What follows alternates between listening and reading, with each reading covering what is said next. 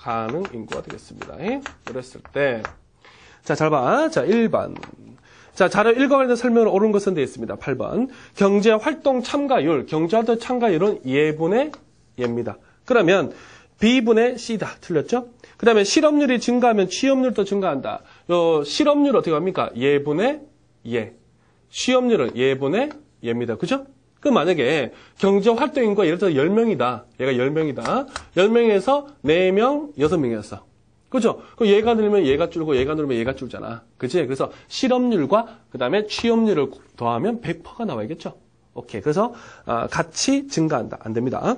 그 다음에 B가 증가하면 경제활동 참가율도 증가한다. 자, B가 증가한다. 비경제활동 인구가 늘면 얘들이 여기까지 밀고 들어오지? 그러면 경제활동 인구가 줄겠죠? 경제활동 참가율은 예분의 예이기 때문에 얘가 늘면 예분의 예가 줄겠죠. 틀렸습니다. 그 다음에 고용률과 실업률이 증가하면 경제 참가율도 증가한다. 고용률이 증가하는 얘기는 취업자가 는다는 얘기고 실업률이 증가하는 얘기도 이제 실업자가 는다는 얘기죠. 그러면 경제 활동 인구가 늘기 때문에 결국엔 예분의 예가 올라가겠죠. 맞습니다. 근데 5번 B와 C의 구분 기준은 일주당 1시간 이상의 임금 노동 여부이다. 자, 일주일에 1시간 이상 임금을 받고 일하면 취업자죠. 그렇지 않으면 취업자가 아닌가요? 그죠? 그럼 이것은 취업자와 비취업자의 구분 기준이지 B와 C, 요거 경제활동 인구와 비경제활동 인구의 구분 기준은 아닙니다. 그죠? 오케이. 답은 몇 번? 4번이 되겠죠. 자, 9번 바로 갈까요? 자, 9 보면 그 자료 2에 보면 갑이 되어 있습니다. 갑은 불황으로 실직한 후 재취업이 점차 힘들어짐에 따라서 아예 일자리를 포기했다. 요 비경제활동 인구가 뭡니까? 일할 의사나 능력을 갖고 있지 않은 분들이죠. 그러면 갑 같은 경우에는 원래는 실업자였는데 구직을 포기했죠. 선생님은 장난쳤던 구포자죠. 그러면 비경제활동 인구가 되어버린 거죠. 즉 C에서 어디로? B에서 갑니다. 그렇죠? 그래서 항상 시험에 나오면 뭐라고 했습니까? 이 비경제활동 인구, 즉 구직 포기자, 구포자가 수능에 꼭 나온다 그랬죠. 나오잖아요. 봐봐. 야, 경제가 안 좋아서 일자리 구하다가 에이 젠장하고 열받아가지고 구직을 포기해버리면 여기에 있던 실업자가, 즉 경제활동 인구에 속했던 실업자가 이렇게 어디로 가버려요? 비경제활동 인구로 가버리면 오히려 실업률이 떨어지죠. 경제가 좋같은데 오히려 실업률이 더 떨어져. 이게 무슨 말이야? 경제가 안 좋은데 구직을 포기해 내가 늘면은 오히려 실업률이 떨어진다고. 그렇기 때문에 노동 가능 인구분의 취업률인 고용률을 쓰는 거야. 왜? 비경제 활동 인구까지 포함해서 수치를 내는 것이 보다 정확하기 때문에. 그래서 고용률을 따로 내는 이유가 바로 거기 있다고 선생님이 강조했잖아. 그게 바로 밑에 지문이야. 봐봐. 그러면 9번 보면 그 다음에 을 볼까요? 을까지 보고 갈까? 을은 뭐라 되어 있습니까? 을은 얼마 전 퇴직한 후 일자리를 찾고 있는 중이다. 아직 일자리를 얻지 못하고 있다 라고 되어 있습니다. 그럼 이게 뭡니까? 바로 일자리를 구하는 과정에서 발생하는 일시적 실업이 마찰적 실업을 얘기하고 있죠. 자, 마찰적 실업은 일자리를 구할 수 있고 시간의 문제이기 때문에 큰 실업의 문제는 되지 않는다고 했습니다. 자, 1번 볼까요? 갑은 경기 침체로 인한 A에 해당된다. 경기 침체는 A가 뭡니까? 요거 실업자죠. 아니죠. 갑은 비경제 활동 인구가 되어버렸죠. 땡. 그 다음에 갑의 결정은 경기 침체기에 실업률을 하락시킨다. 그렇죠. 실업자에다가 구직을 포기해버리면 경제가 안 좋은데도 실업률이 떨어지는 이유라 그랬죠. 맞습니다. 그 다음에 3번 바로 나왔죠.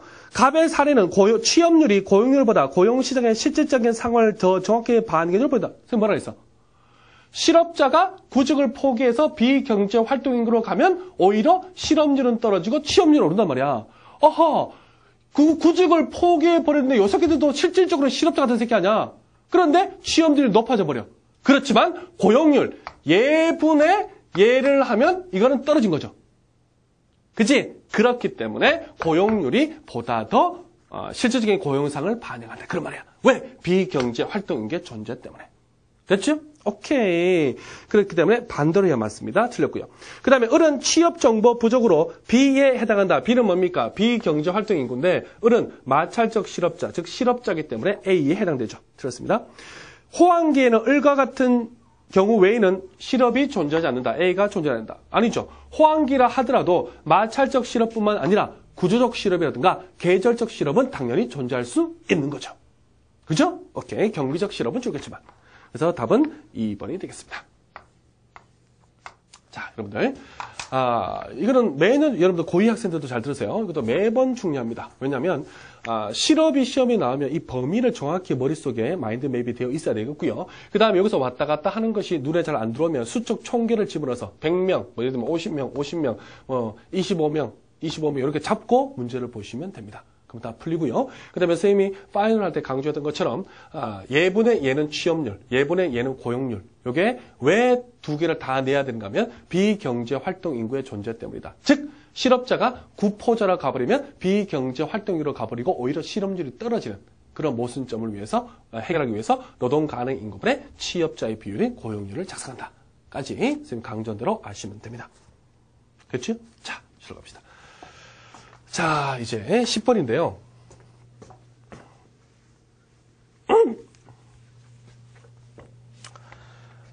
자, 10번을 볼까요, 여러분들? 자, 일로 봐요. 자, 10번 문제도 여러분들, 선생님 파이널 교재에 바로 나와 있던 코주의 정리 문제입니다. 그죠? 정말, 이번 수능 보고, 하여튼 저는 남대로 감동을 많이 했는데. 자, 볼까요? 자, 여러분들, 이게 코주의 정리거든요. 코의 정리가 뭐냐면, 자, 우리가 시장의 실패가 발생합니다. 즉, 외부 효과가 발생했다고 합자. 자, 외부 효과와 같은, 시장의 실패가 발생했을 때, 요것을 정부의 개입이 아닌, 거기 나오는 뭐야? 자율적인 협상과, 그 다음에 타협에 의해서, 뭐 됐다? 그렇지. 해결할 수 있다는 것이 바로 코주의 정리가 되겠죠. 알겠습니까? 다시 말하면 코주 정리라는 것은 외부 효과 같은 뭡니까? 시장 실패가 발생했을 때 자율적인 협상과 타협을 통해서 해결할 수 있다는 얘기죠. 지금 정리를 했었습니다. 자, 근데 그거 보면 어떻게 됐습니까? A 기업이 있습니다. A 기업이 아파트를 건설함으로써 얻게 되는 편익이 얼마야? 12억이죠. 그죠? 얘가 A 기업이 얻게 되는 이익이 12억입니다.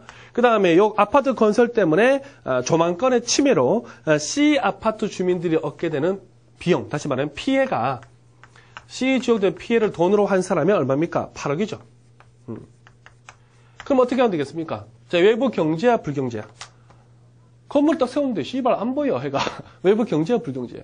외부? 불경제죠. 다른 사람에게 피해를 끼쳤으니까. 그러니까 외부 효과 중에서 이 문제는 이제 외부 불경제가 되겠죠. 그러면 누가 누구한테 돈을 줘야 되니? 얘가 얘한테 돈을 주면 되겠죠. 자, 최대한 얼마 이상은 주지 않겠니? 그렇죠. 얻게 되는 12억 이상은 주지 않겠고, 얘는 얼마 이상을 받으면 되니? 피해보고 있는 8억 이상을 받으면 돼. 그죠? 그러면 협상과 타협이 해결되는 돈의 범위는 12억과 8억 사이가 되겠습니다. 근데 선생님이 수업 시간에 뭐라고 했죠? 정확히 중간에 10억이죠. 10억으로 협상이 타결됐다는 것이 가장 효율적이다. 이런 질문은 틀렸다고 했습니다. 그죠? 경제, 경시에 나왔던 질문인데 틀렸다고 얘기를 했습니다. 효율적이라는 보장은 없습니다. 단 산술적인 중간인 뿐이다. 근데 이런 문제가 나오길 바랬는데 더 쉽게 나와버렸죠. 자, 볼까요? 기억. C 아파트 주민에게는 긍정적으로 외부 역할은 외부 경제인데 지금 외부 불경제니까 틀렸습니다. 니은. 효율적인 자원 배분을 이룰 수 있다고 했습니다. 니은이 뭡니까? 합의를 통해서. 그렇죠. 타협과 해결을 통해 합의를 통해서 외부 불경제를 해결할 수 있다. 맞습니다. 그 다음에 합의금은 12억보다 크면 안 되겠죠. 합의금은 12억과 8억 사이에서 결정이 되겠죠. 틀렸고요. 그 다음에 합의금 액수에 상관없이 순편익은 동일하다. 자, 이것도 몇 번가 항상 순편은 동일합니다. 예를 들어 볼까요? 12억으로 타결되면 봐봐요. 예를 들어 봅시다. 자, 12억으로 타결되면 A가 얻게 되는 이익은 얼마예요? 빵이죠. B가 얻게 되는 이익은 4죠. 그럼 순편익은 얼마예요? 4죠. 그 다음에 예를 들면 중간에 10억으로 합시다. 10억으로 만약에 타입이 됐다 그랬을 때 A는 얼마의 편익을 얻습니까? 12억의 이익에서 돈이 10억이 나왔기 때문에 2의 순편익을 얻게 되고 B도 8억의 피해인데 10을 받게 됐으니까 2의 순편을 얻게 되니까 순편익은 4죠. 이런 식으로 해보면 요 사이에서 얼마의 타입이 이루어지든 간에 순편익은 얼마로 동일하다? 그렇죠. 4로 동일하다. 사회적 순편익은. 됐지? 오케이. 이거 강조했습니다. 답은 여러분들 몇 번이노? 니은이니까 4번이 되네요. 됐죠? 자, 오케이. 자, 이렇게 해서 봐볼까요? 11번 됐습니다. 자, 11번 문제. 자, 귀여운 문제죠, 여러분들. 이제까지는 세율이나 세액이 나왔는데, 세금을 뺀, 처분 가등 소득으로 나오네요. 이것도 이해하시기는 편하겠고. 자, 볼까요? 자, 11번의 문제입니다. 자, 그러면 처분 가능 소득, 다시 말하면 가처분 소득이 나와 있습니다. 처분 가능하다. 실제로 내가 쓸 수 있는 돈이다. 그 말이죠. 그러면 가처분 소득은 뭐에서? 그렇죠. 총 소득에서 뭘 빼면 되죠? 그렇죠. 세금을 빼온다. 그런 말입니다. 자, 내가 돈을 100만 원 벌었는데 세금을 20만 원 내고 나면 실제로 처분 가능한 소득은 얼마다? 80만 원이다. 이런 뜻입니다. 됐죠? 오케이. 자, 그리고 Y축이 처분 가능 소득이야. 선생님 항상 얘기하죠. 경제라든가 또는 사탐 과목에서는 특히 일반 사회에서는 항상 Y축에 뭐가 있는지를 항상 잘 보셔야 됩니다. 처분 가능 소득이고 X축은 얘가 얻게 되는 총 소득이 되겠죠. 그리고 이렇게 비례합니다. 그러면 요 선의 의미는 뭘까요? 총 소득과 처분 가능 소득이 항상 같은 점이죠. 얘가 10만 원이면 얘도 10만 원, 얘가 20만 원, 얘도 20만 원. 그럼 요 선의 의미는 세금을 한 개도 내지 않을 때 얘기죠. 그죠? 오케이. 자, 그런데 어떻게 됐느냐? 자, B는 요딴 식으로 돼 있죠. B는 일정하게 처분 가능 소득이 증가하고요. 그 다음에 A는 처분 가능 소득이 오히려 부자가 될수록 증가하고, 그 다음에 C는 처분 가능 소득이 이렇게 빨리 줄게 되죠. 자, 그러면 여기 어떤 세액이, 잘 봐. 자, B를 먼저 볼까? B 같은 경우에는 총 소득이 늘어남에 따라서 처분 가능 소득도 일정하게 늘어나죠. 그러면 일정하게 세금을 떼간다는 뜻이죠. 그게 뭡니까? 일정한 세금을 내는 게 바로 비례세가 되겠죠. 일정세로 내는 비례세. 자, 그러면 A는 뭐가 되겠습니까? A는 총 소득이 늘어나는데 처분 가능 소득이 오히려 늘어나요. 소득이 많은 새끼가 오히려 처분 가능한 소득도 더 많아져. 그러면 세금을 적게 낸다는 얘기지. 부자들이 세금을 적게 낸다는 얘기야. 뭐야? 역진세죠. 그러면 C는 뭐겠니? 부자들이 처분 가능 소득이 빨리 줄고 있죠. 그럼 부자들이 세금을 많이 낸다는 얘기죠. 처분 가능 소득이 떨어지니까. 그죠? 그럼 뭡니까? 누진세죠. 과세 대상 금액에 따라서 세율 자체가 높아지는 누진세잖아. 그치? 누진세가 적용되니까 세금을 많이 떼가니까 처분 가능한 소득이 빨리 떨어진다고. 됐지? 이것만 그냥 끝나는 겁니다. 기억볼까요? 진위계수가 가장 적다라고 되어 있습니다. 자, 그 밑에. 자, 진위계수는 뭐죠? 진위계수 요거죠? 또 까먹은 친구들을 위해서. 자, 이게 완전 편등설일 때 어떤 원칙으로서 이렇게 되어 있으면 이 전체 삼각형의 면적에서 이 불평등 면적에 차지하는 비율이죠. 그래서 진위계수가 작을수록 그 사회는 평등하다. 이렇게 정리를 했었습니다. 됐죠? 오케이. 그러면 진위계수 작을수록 평등해. 근데 봐봐. A 봐봐. A는 역진세가 적용되기 때문에 부자들에게 유리한 동네죠. 그죠? 그러면서, 정확히는 알 수는 없지만, 알겠습니까? 진위계수가 작으려면 누진세가 적용되는 게 더 타당성이 있겠죠. 틀렸습니다. 그 다음에 B에서 소득세율은 총소득의 비례에 높아진다. 요게 낚이면 안 돼. 총소득의 세율이 비례해서 높아진대.